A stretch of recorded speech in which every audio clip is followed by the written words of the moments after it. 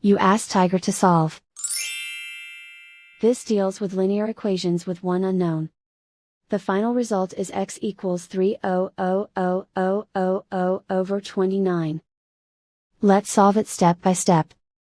Group all x terms on the left side of the equation. Subtract 30x from both sides.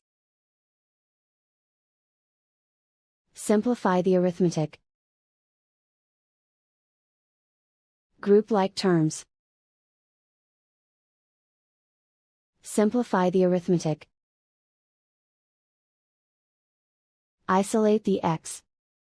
Divide both sides by -29. Cancel out the negatives. Simplify the fraction. Cancel out the negatives. And so the final result is x equals 3,000,000 over 29.